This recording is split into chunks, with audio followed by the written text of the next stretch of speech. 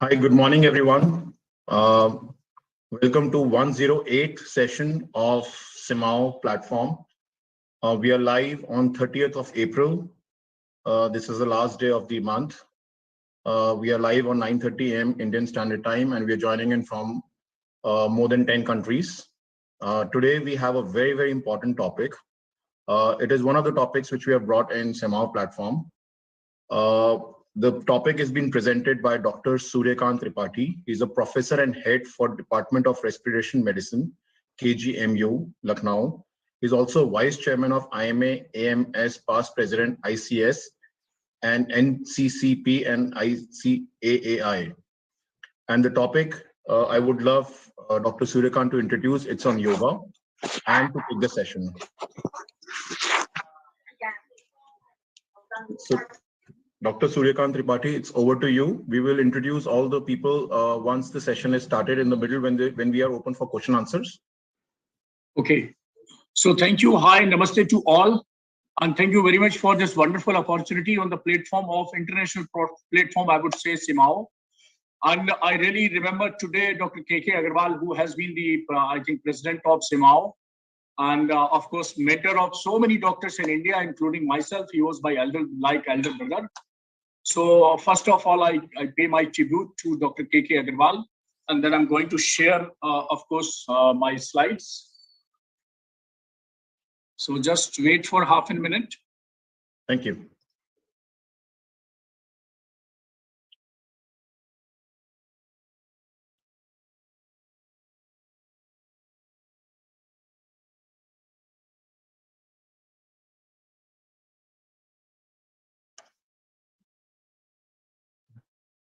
We can see the screen. Okay, can you see the slide? Yeah, thank you. Okay, so my topic is for the 108th CMAAO International Weekly Meeting on 30th April 2022 is Yoga as an Adjuvant Therapy for Bronchial Asthma. You see, this is the one pair of beautiful lungs. God has gifted so many organs in the body, and the 5 organs are considered as the vital organs, and out of which the lungs are very important. Lung, heart, brain, kidney, and liver, these are supposed to be the 5 vital organs in the body. Although every organ of the body is important, has got its place in the functioning. But one pair of lungs are very important because they are having anatomical area of 100 square meter. 10,000 liters of air passes in and out every 24 hours, and same amount of blood is also passing through and through these lungs, and that results in delivery of 350 liters of oxygen, which is being utilized for our daily activity.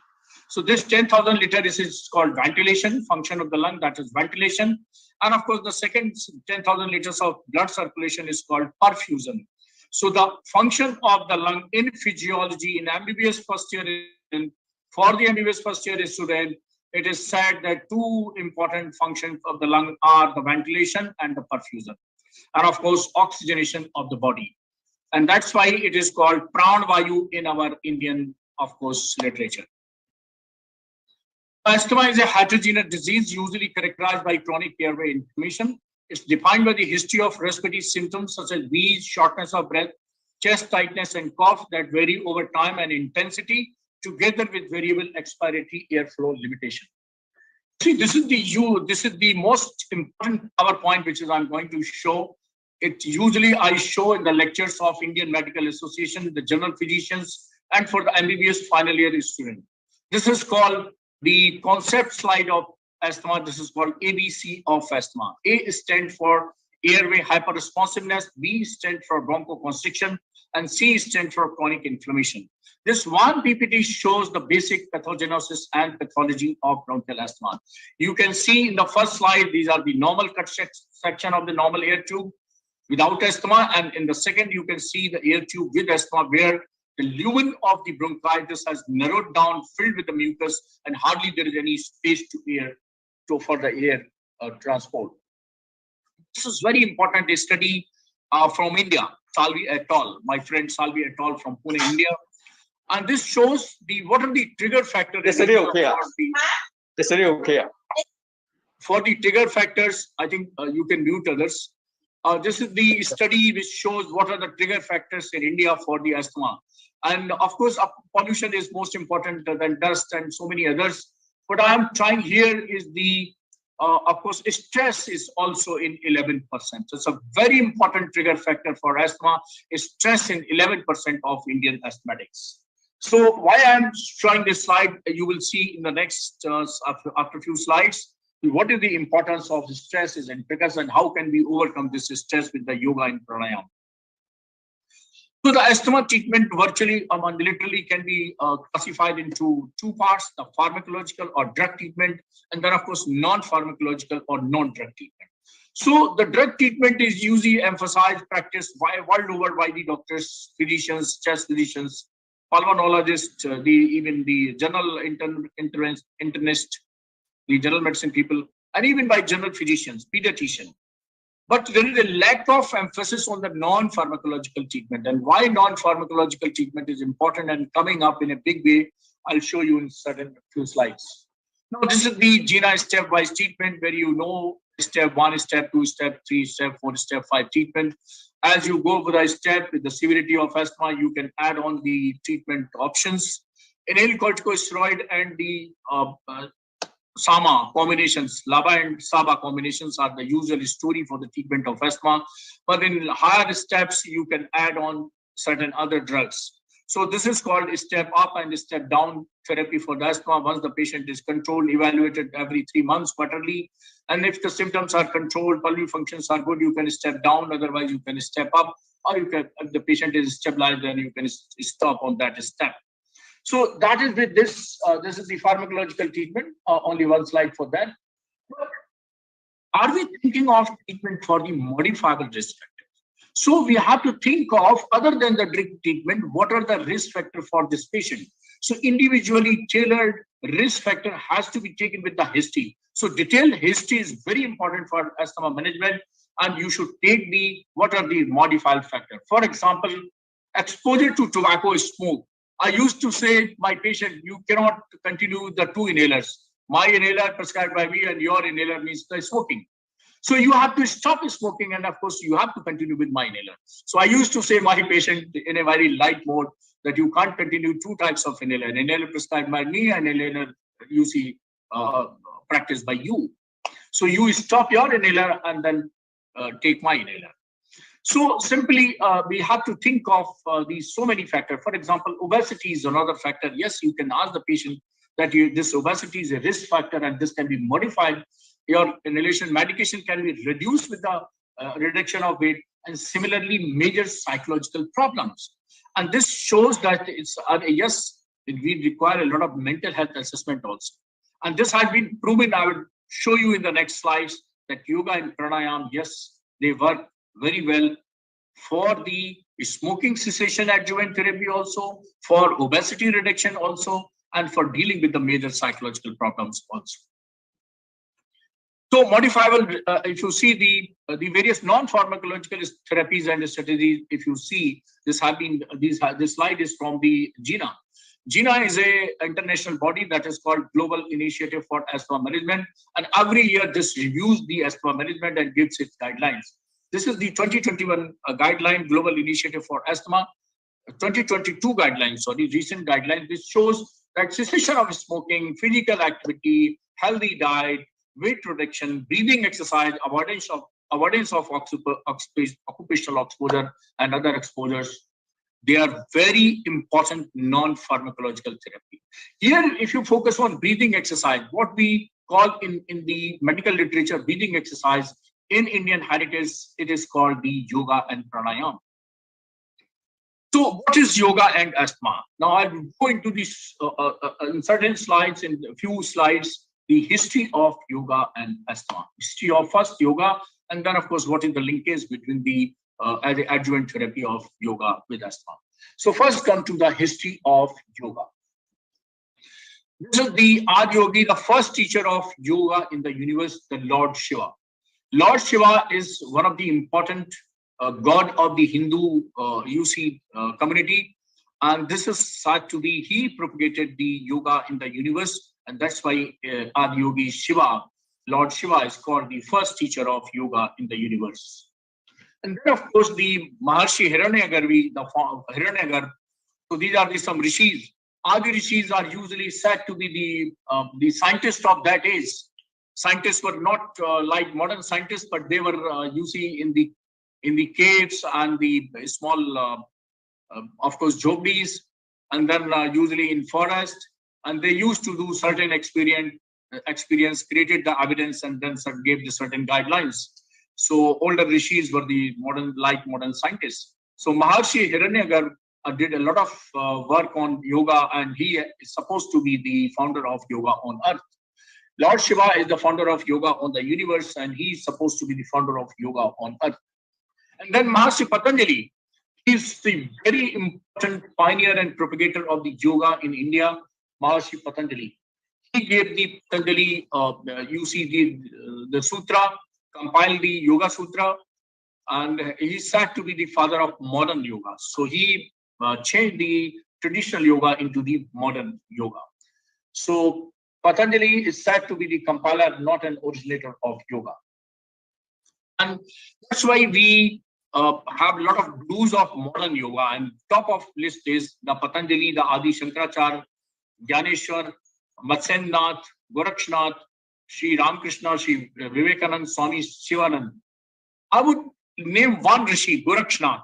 Gorakshnath was the Rishi who founded the Gorakhnath temple, and our Chief Minister of Uttar Pradesh, Yogi Adityanath, is coming from the same temple that is founded by Gorakshnath. That is Gorakhnath temple of the Gorakhpur, Uttar Pradesh. And right now he's the second term Chief Minister of the largest state of Uttar Pradesh, that is UP. So Patanjali described the 196 for sutras. My purpose is not to teach yoga today, so I'll limit myself here only. And then, of course, a little bit what is yoga. This has been described in Sanskrit literature. And Swami Vivekananda, everybody knows Swami Vivekananda. He is the man who delivered a historical lecture on 11 September 1893 in the World Religion Assembly at Chicago, USA, and that lecture became very popular. He was given to speak on zero, and he, of course, he was given to, of course, project his lecture on the Hindu religion, and he was supposed to speak only 3 minutes, but he spoke a lot of, I think, whole day. So this was his important historical aspect of Swami Vivekananda. He was very much propounder of the yoga in the world. And second is of course, in modern century, in 21st century, our Honorable Prime Minister Narendra Modi, who is the very important propagator of the yoga. And I think the idea of International Yoga Day, he came, of course, with the Prime Minister Modi, when he proposed in the first in the UN Assembly, and then of course it was passed. And then first International Day of Yoga was celebrated all over the world on 21st June 2015. And since then, every 21st June is being celebrated throughout the world. For more than 150 countries, they are celebrating this day on every 21st June. And this year also, we will celebrate International Yoga Day on 21st June 2022. So what is yoga? The Sanskrit word yoga comes from the word root used, which means link or connect. To add. Where to add? To add something in your personality, this is yoga. So yoga means to add something in your personality so that you can be beneficial physically, emotionally, spiritually, socially, for every aspect. This is the philosophy of yoga. And that's why yoga is divided into 2 parts. The 4 components are counted for the physical part or the body part, and another 4 components are, of course, committed for the mind. The body parts are called Yam, Niyam, Asana, and Pranayam. The mind parts are called the Pratyahara, Dharana, Dhyan, and Samadhi.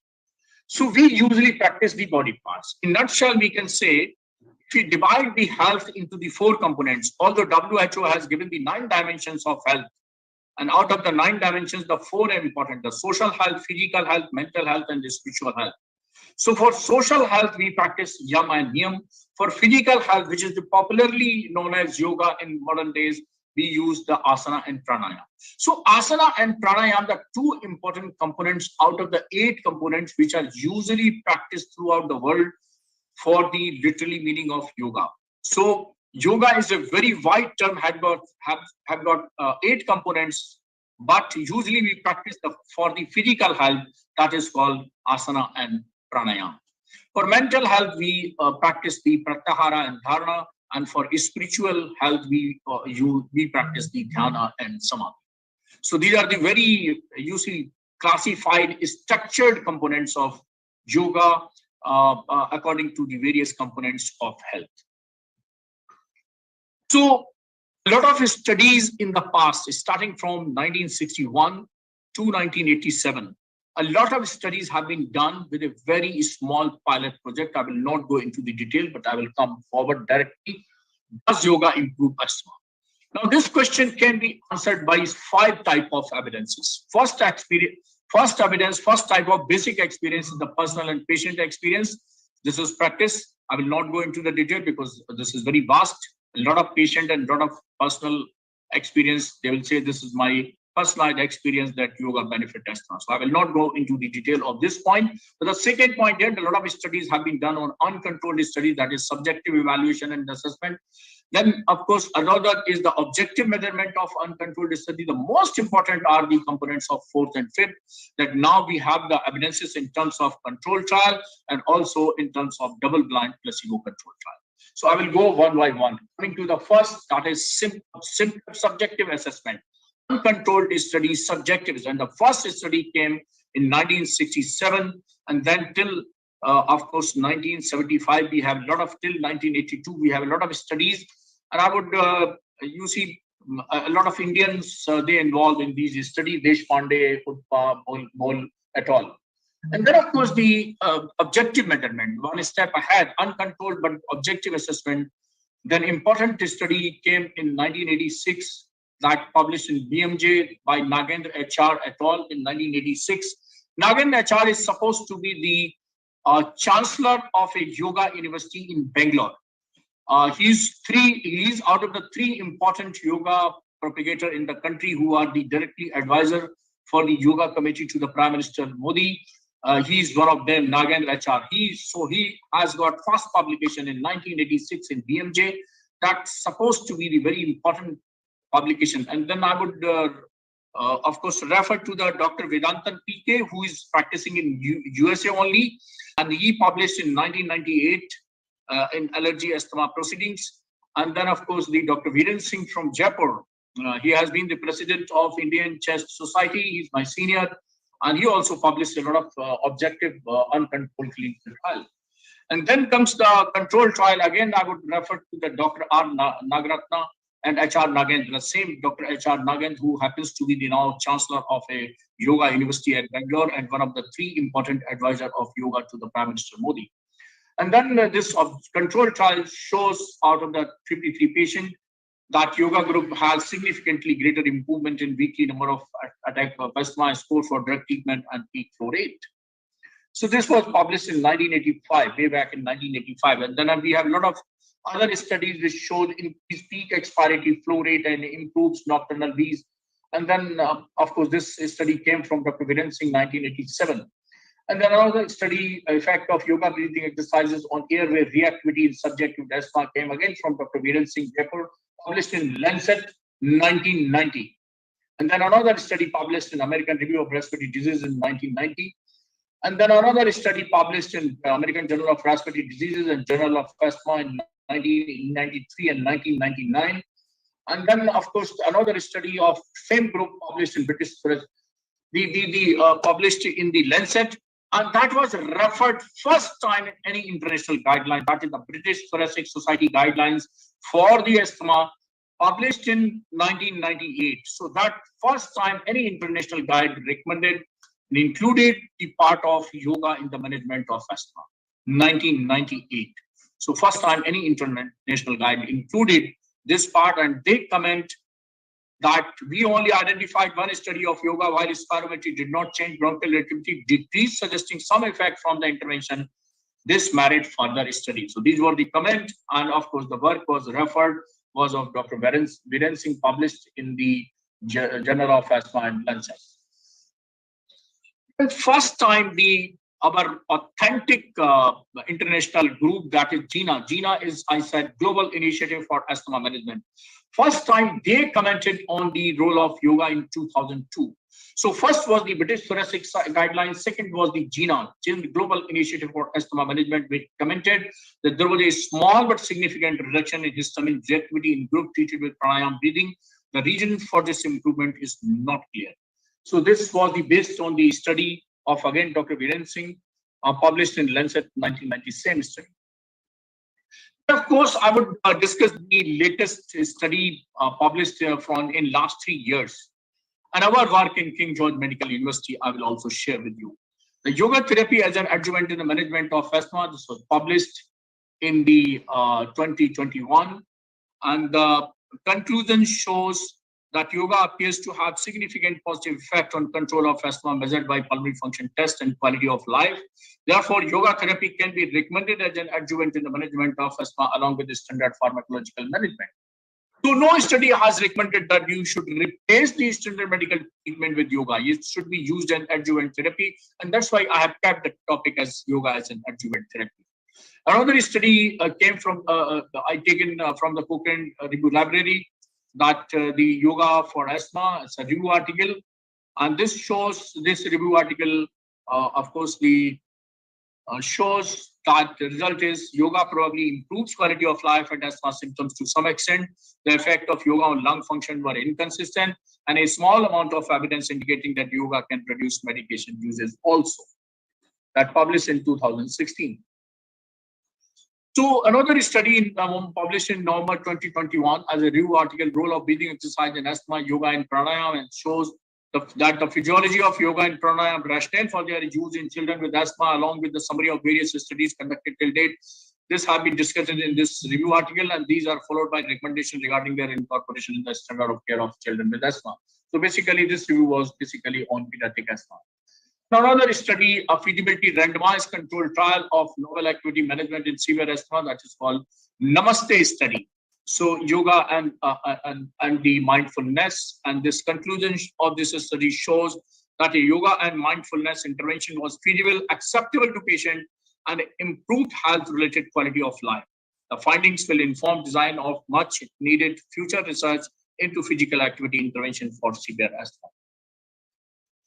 Then another study that is published in 2020 review article, that is exploring the therapeutic benefits of pranayama, yogic breathing as systemic review. And that in conclusion, it shows that available evidence on pranayama indicates physiological and psychological benefits. Benefits effects were mostly observed in patients with respiratory diseases such as bronchial asthma.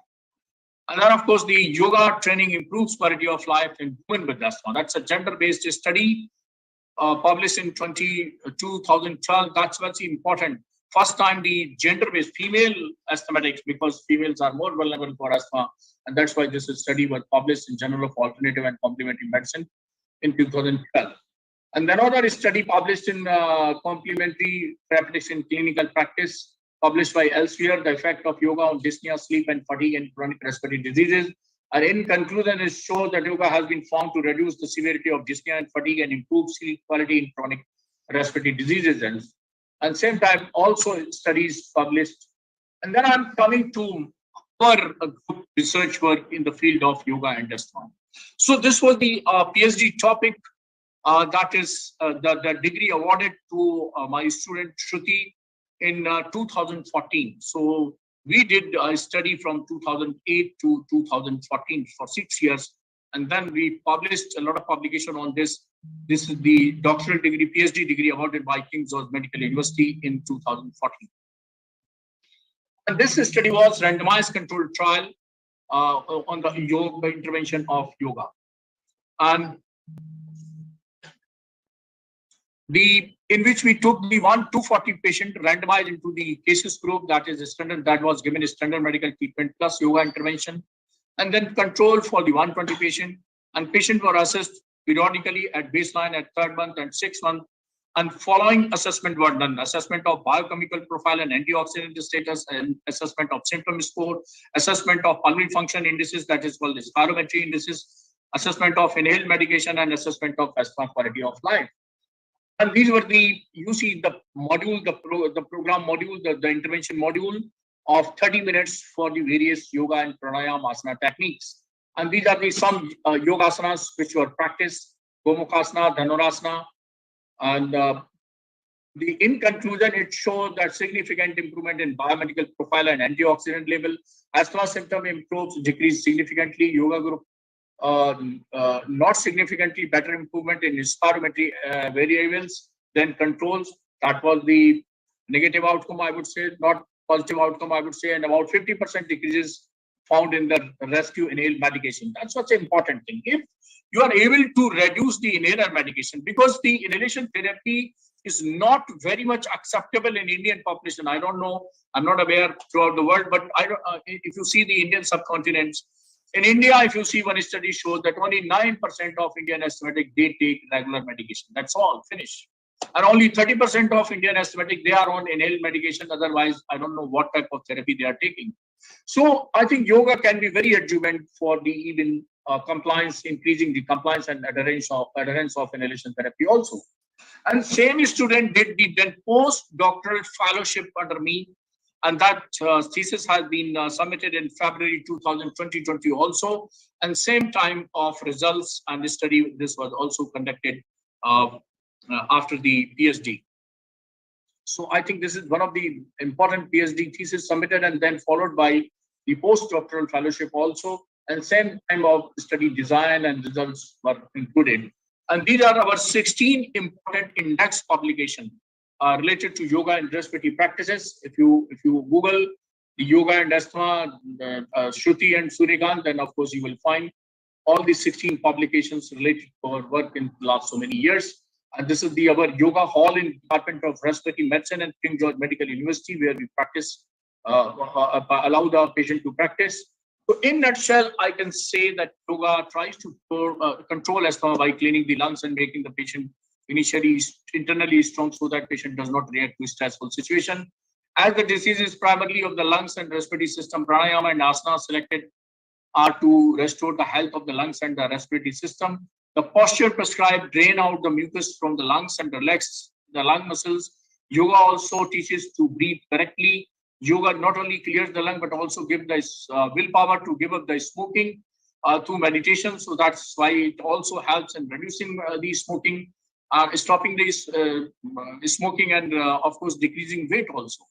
And the breathing exercise orientate and the increase their flexibility. By strengthening immune system, they also reduce the dependency on medication.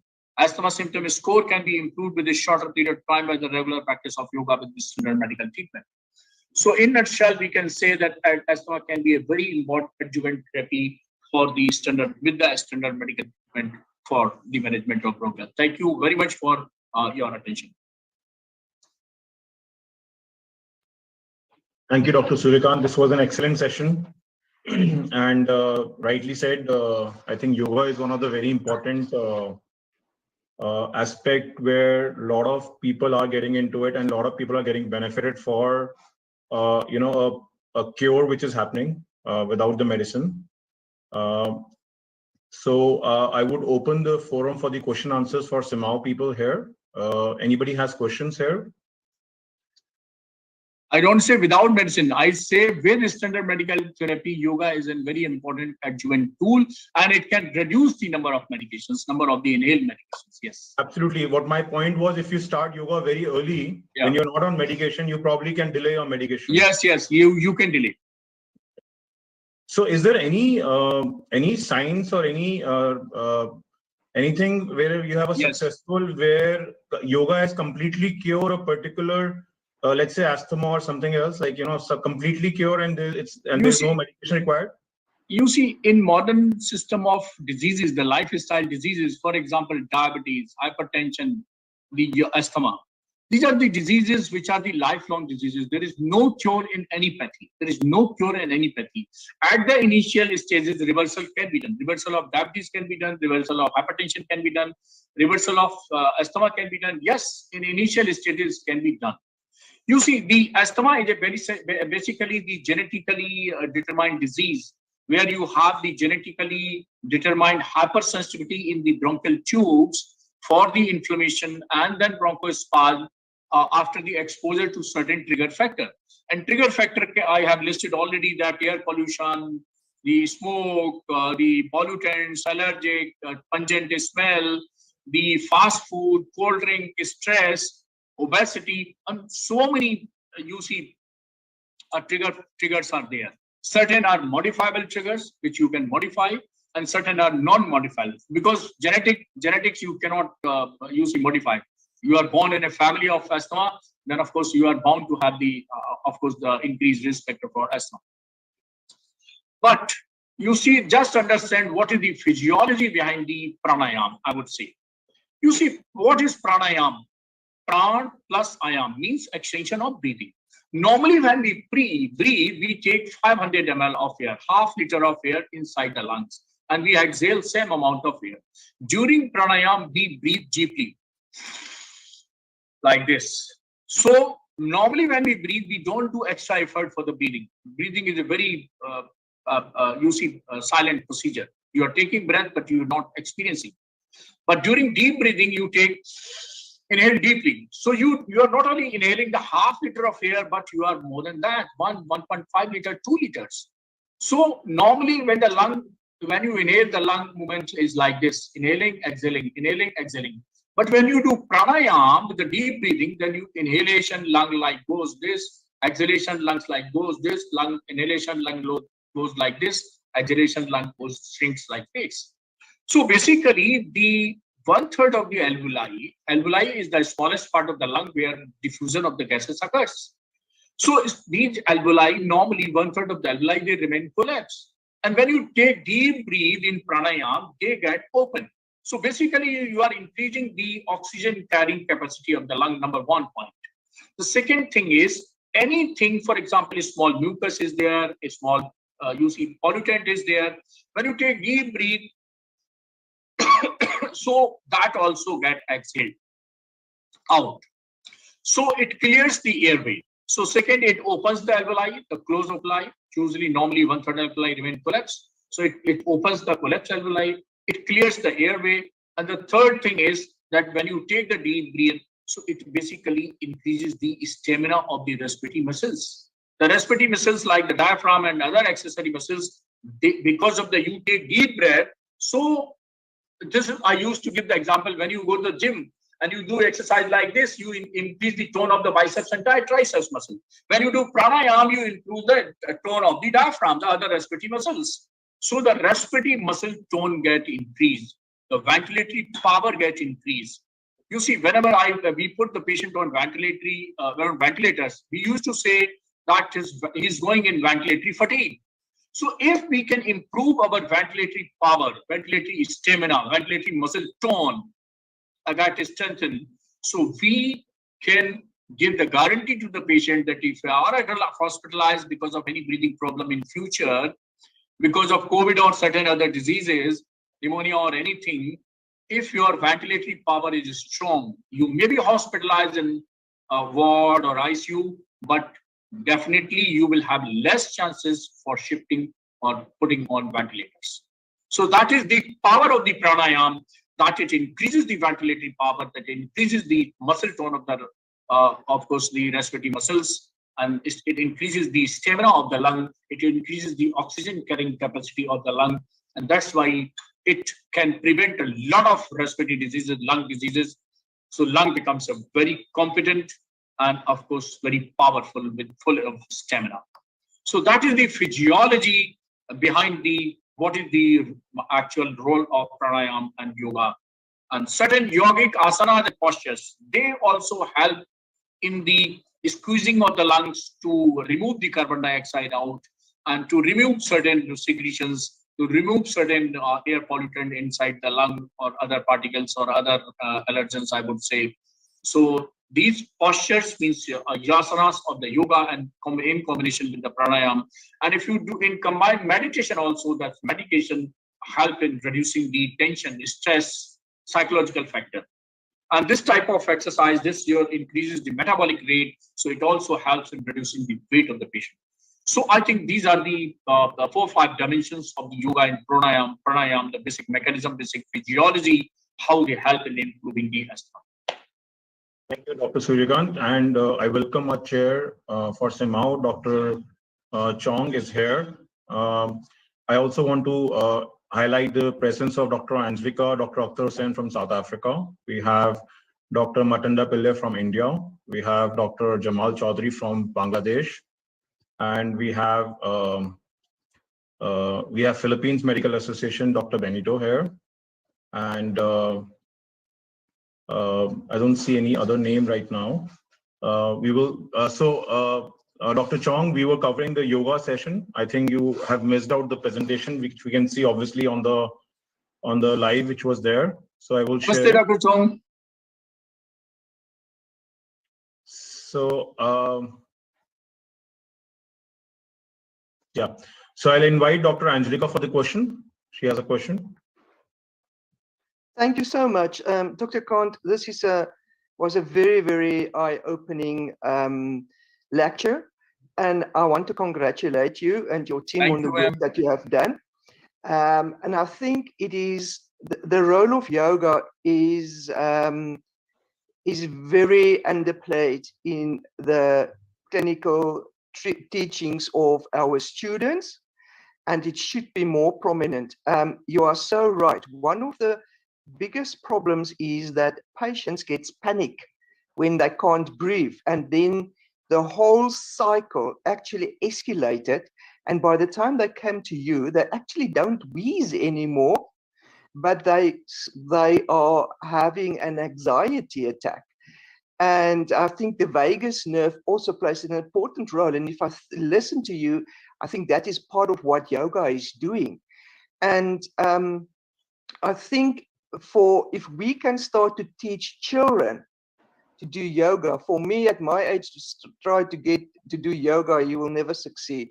But if I had been trained when I was first diagnosed with asthma as a young child, then my life would have been so much easier. That is now in general terms. So I think we underestimate the role of yoga. I think it's much more important, and I think the emotional part is actually just as important as the pollution and the smoking out there. We tend to underplay the emotional parts. And thank you so much for this very, very interesting lecture that you gave us this morning. Thank you. Thank you, ma'am. Thank you, Dr. Anjlik. We also have Dr. Wazik from Pakistan over here. So guys, anyone has a question over here, please ask. Yeah, Dr. Chong. You're muted. Oh, sorry. Okay. Dr. Chong, you are muted. Okay, no, I made a forced mute, before the presentation. Yeah, sorry. Please. Thank you, Dr. Suryakant, for the, I just managed to catch some of it. But, you know, the vagus nerve is one of the biggest nerves in the body, right? Yes. Yeah, we have 12 cranial nerves. The vagus nerve is probably the biggest. I mean, it innervates almost every organ, innervates almost every smooth muscle, blood vessels, bronchioles, you know, gut muscles, right? I mean, the musculature in the gut. So it's one of the biggest nerve networks in the body. And of course, it's a seat of the autonomic system. And you have the sympathetic versus the parasympathetic, or sympathetic versus vagus. So do you think that from your experience that actually a lot of traditional medicines like Ayurvedic, TCM, traditional Chinese medicine, etc., homeopathy, is actually trying to manipulate the vagus nerve in many ways? Meaning, for example, in Chinese acupuncture, I believe acupuncture is actually trying to kind of stimulate or manipulate the vagus nerve. And in Chinese, we have the qi. My own belief is that the qi is actually the vagus nerve. Your thoughts? Yes, Dr. Chong, you are 100% right. Actually, what yoga does, it decreases the sympathetic tone, it increases the parasympathetic one. Yes. And I think the similar kind of thing may be done by the Chinese acupuncture or other the non-pharmacological interventions. And stress is also, as Madam mentioned, the stress is also important factor. Emotional aspect is also important factor. Any emotional swing, maybe too much happiness, maybe too much sadness. So both poles of the emotions, they are working in the precipitating of attacks of asthma. So I think emotions, stress, and of course the sympathetic and parasympathetic balance, they are very important in the trigger of asthma. And I think the all practices, the non-pharmacological practices like the yoga, asana, pranayama, meditation, the acupuncture and other therapies, they are, I think all they are taken care of this part. All should be evaluated again in terms of modern medicine, in terms of evidence-based medicine. And I think we are already doing, we have done 2 projects. One is the PhD and second is the postdoctoral fellowship. And I would recommend that such kind of research should be taken in other countries also, members of CMAAO. And I think we can gather a lot of data. For example, we have published 16 index publication on yoga. I think if you are also coming out, then of course we can make a consortium for the yoga. And then of course we can propagate very well. And of course, we can display on academic forums also, in the international societies also. And I think that the societies like GINA, they will also incorporate these evidences into the guidelines. Yeah. You know, I always remember that one of the things we give for acute pulmonary edema is actually morphine, right? Yeah. And that's basically shutting down the sympathetic drive, right? It works very well. So that's why I always remember that we give morphine. So like what you say, you're actually manipulating the... Yes, that's why whenever we advise the diet to the asthma, we said that tea and coffee, they are beneficial for you. And of course, cold drink, ice cream, and other fast food, which creates a lot of, you see, free radical injury, they are not beneficial for you, rather harmful for you. And that's why we can, with evidence based, we can also plan the diet plan for the asthmatics. So diet is also has an important role in the, of course, asthma management. Yeah, actually, there's so much we're scratching the surface. Yes, Dr. Pillai, sorry. Pillai, yeah, thank you. Yeah, Dr. Pillai, namaste. Hi, Dr. Pillai, how are you? Hello, fine. Yeah. Dr. Suryakanth, it is a very excellent presentation. Thank you, sir. You are I'm a mentor guide in the IMA. Thank you. Thank you. And only certain aspect I would like to highlight. One is, have you studied the difference between modern physiotherapy and yoga? Whether the results are same or not? Yeah. Sir, Dr. Pillai, very important question. In single line, I would differentiate what is physiotherapy and what is yoga. You see, physiotherapy is basically targeted for the movement, posture, and it does not correlate with the breathing pattern. Yoga is targeting certain postures, certain exercises, I would say, but they're always correlated with the breathing pattern. For example, whenever you do any posture with the flexion of the body, then it should be correlated with the expiration. Whenever you do any posture with the extension of the body, it should be associated with the inspiration. So anything which is correlated with the breathing pattern is called yoga. And if it is not correlated with the breathing pattern, it is called exercise or physiotherapy. Okay, another thing is, if you do a comparative study, the saturation, blood pressure, respiratory rate, pulse rate, all these things have you compared. So that scientifically you can say that what is the effect of modern physiotherapy and what is the effect of yoga. One more question. It's a wonderful suggestion, sir. It's a wonderful suggestion that we can combine all the non-pharmacological intervention, and then of course we can compile and we can see the results. Yeah. Second, of course, is yoga is a broad area. Yeah. So for bronchial asthma, what is the type of yoga you will just breathing exercise alone or more or whatever? So yoga is very wide. Lot of things are done under yoga platform. So Dr. Pillai, if you have seen my Dr. Pillai, if you have seen my PPT, then I have we have made a 30-minute program. 30-minute program where certain postures are there, means asanas are there. pranayam is there, and meditation is there. So this is the 30-minute program, very feasible, very practical. Everybody can devote the half an hour for the this practice. So we have selected those postures where they work in the improvement of lung function. So the pranayam where they improve the ventilatory muscles tone. So we have made a package of this, and very simple package is this. I can share if you need it, and you can practice it. Thank you. So can I comment and? Yes, ma'am. Yes, ma'am. Sir, नमस्ते. मैं एक योग शिक्षक बन गई हूँ. तो if you can welcome ma'am, welcome. Manisha Kukreja, doctor. Yeah, can we ask the question in English so that we have international people here? Yeah, all right. Say I am a yoga trainer. So what Mr. Pillai just commented, the difference between physiotherapy and yoga. Yeah. My take is the yoga starting from Sukshma Kriya to Asan to Pranayam to Dhyan to meditation is basically for healthy people.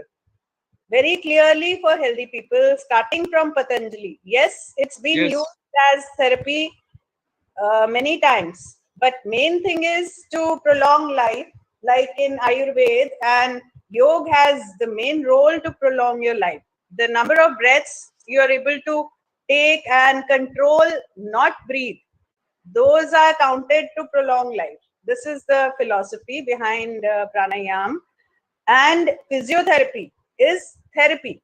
It is mainly aimed at patients. So in sick and injured, like in hospitals, they make you sit, they make you, they tap the chest, they try to remove. The patient is not even able to get rid of those accumulated water and secretions. So gradually, as they become health, then the proper yoga kriyas can be done.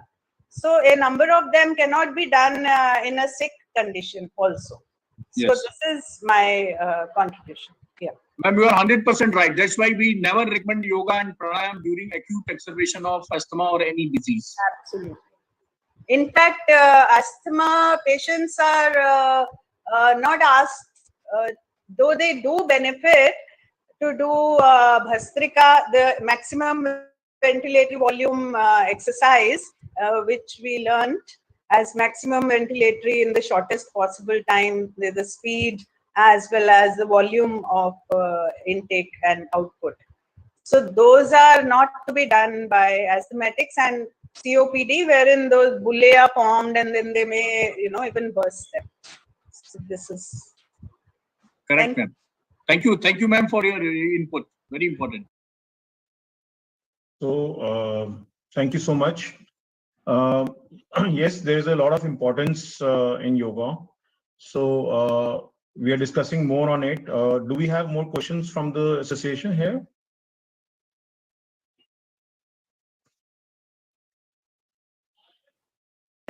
Can I share my link, which I started?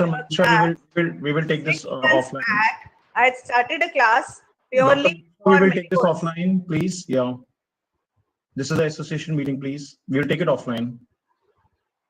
As you wish. So, Dr. Wazik, you want to say something?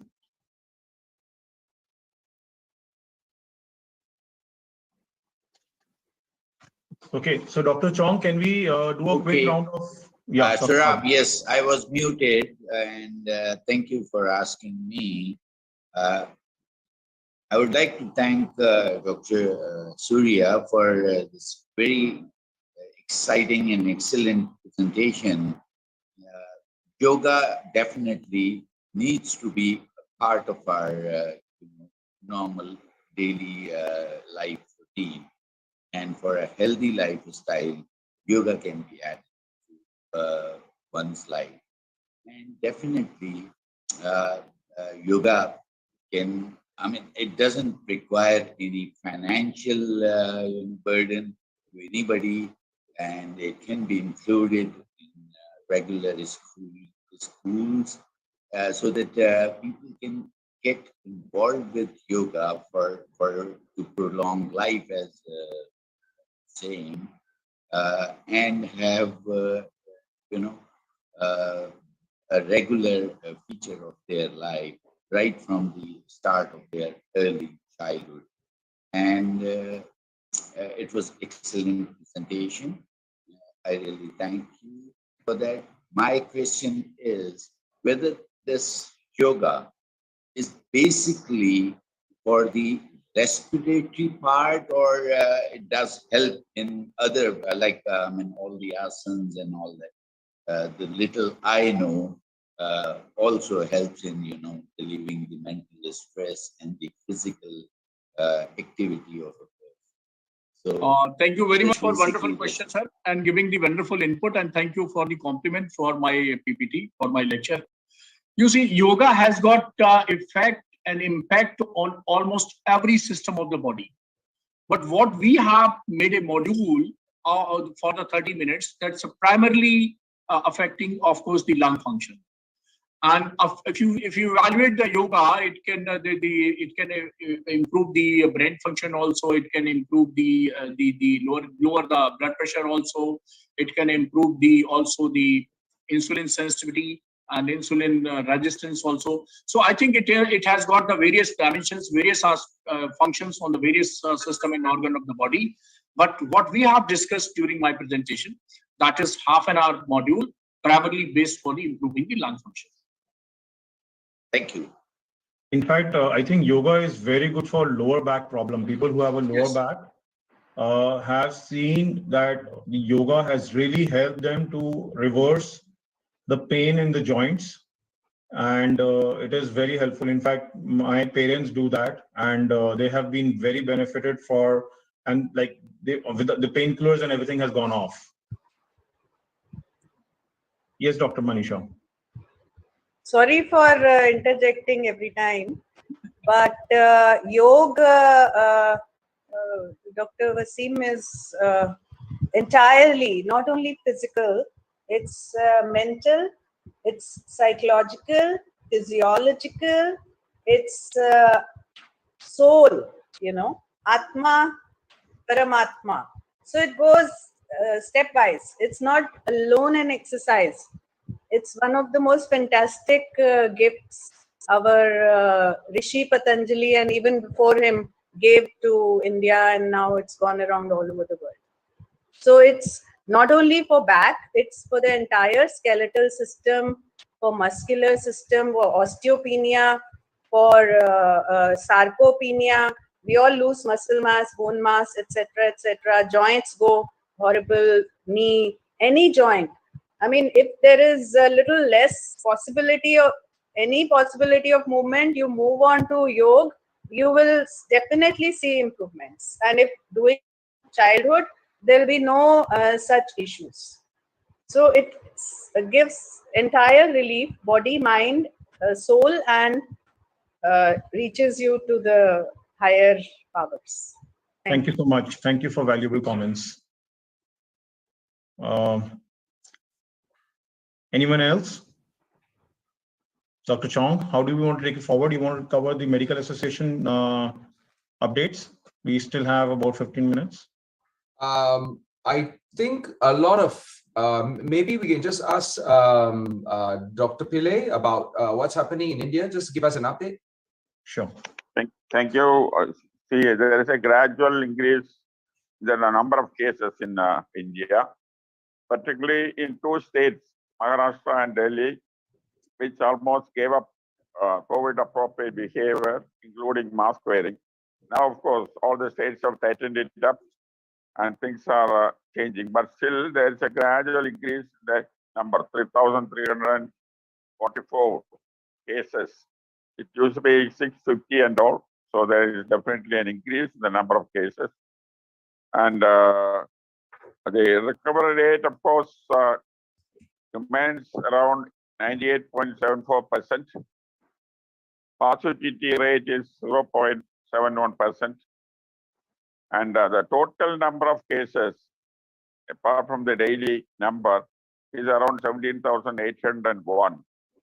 And the percentage comes to 0.04%. So there's a marginal increase, but definitely it's under control, particularly after ensuring that COVID-appropriate behavior is followed in the country. And vaccination, almost 1,88,000 people have been vaccinated. Vaccination of children, which vaccine has to be given, whether it has to be given, there is debate going on. Although the process is there, but still a final decision as to whether the vaccination has to be done.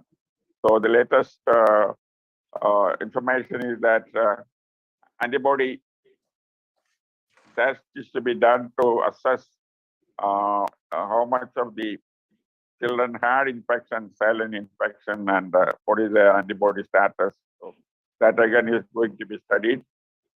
2 vaccines have been recommended for children, and even there debate is going on whether some more time has to be there before finalizing giving these vaccines to the children. So that is where we stand. Marginal increase, but things are under control, and it's not overwhelming. And as of now, the study shows that we may not go for a 4th wave. Thank you. Thank you. Dr. Kuzi, do you have something to tell us from South Africa? Yes, thank you. Very interesting. The press and the media is all over us, wanting to hear whether we are entering our 5th wave. But so far, it's difficult to say because the surge that we are seeing is most probably also due to the BA4 and 5.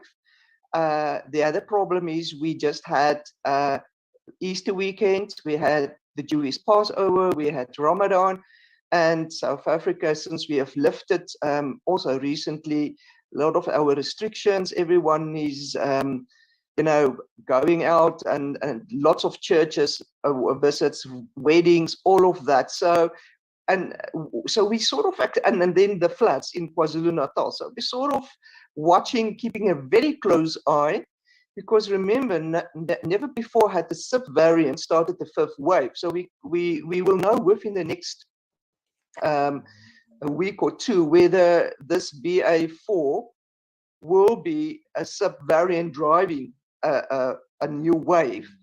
We're still very, watching the situation.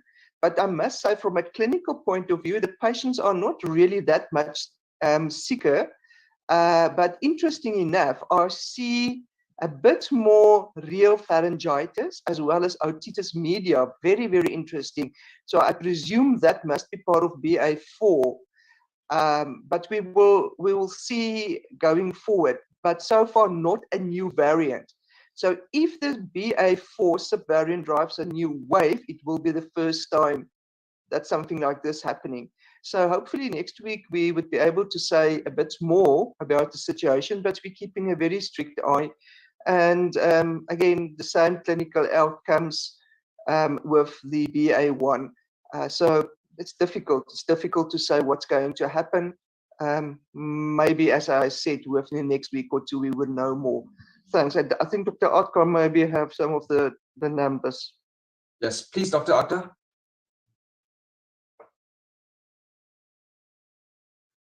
Dr. Akhtar?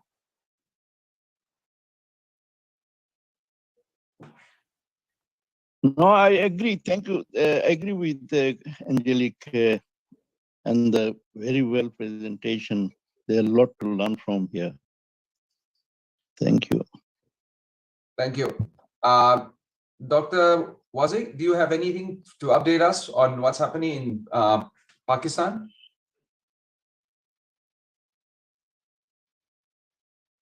Thank you, Tom. Pakistan is going, very smooth, easy. Life is back to normal almost. I don't see people wearing masks, despite the fact that it has been educated that at least when you are in those places, use masks, keep distances, and there are no deaths last 24 hours. The vaccination program is still going on, but don't see any, rush on the centers.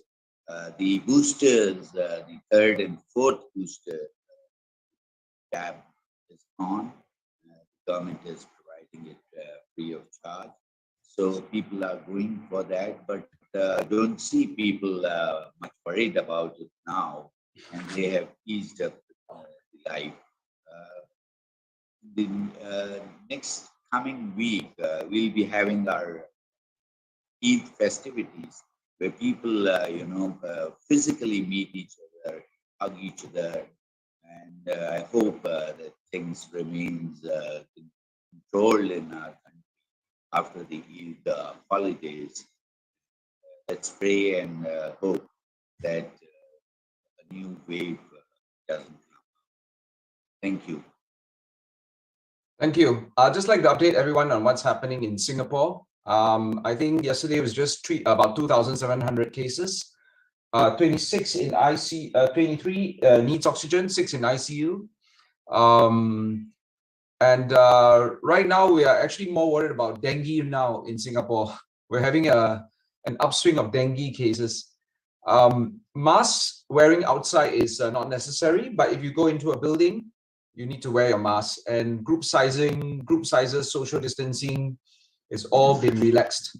So overall situation is quite stable, and new variant BA 2.12.1 has been detected in Singapore, 2 cases.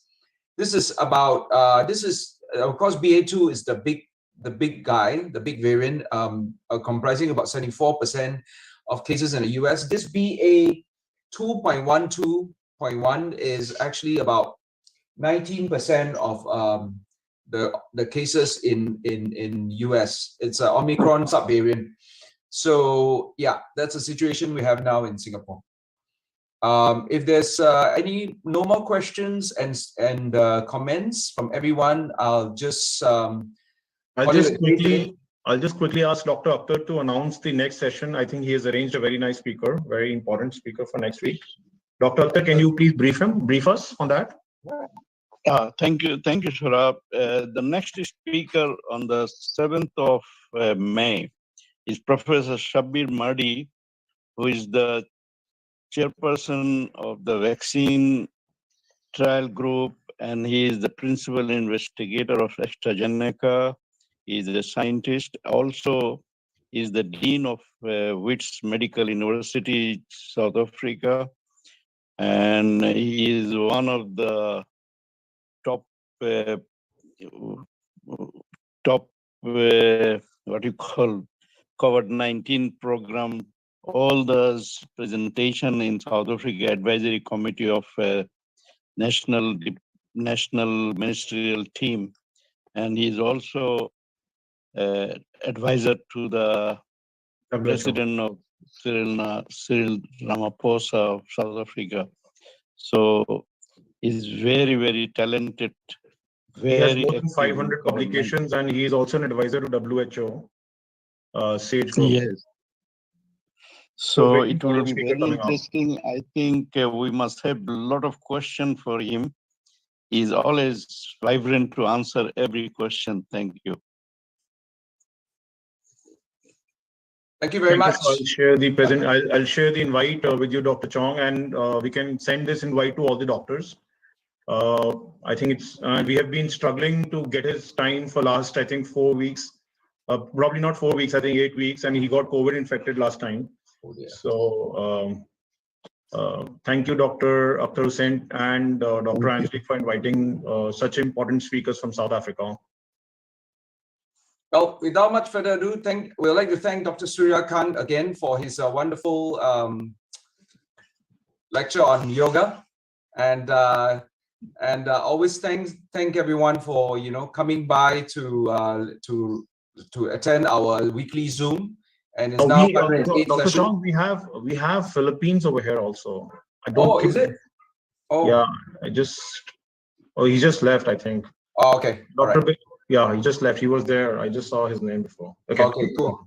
All right. Thanks, everyone. And we look forward to next week's interesting session with the South African speaker. And as always, have a good week ahead. Thank you. Thank you, everyone. Thank you. Thank you, everybody. Thanks.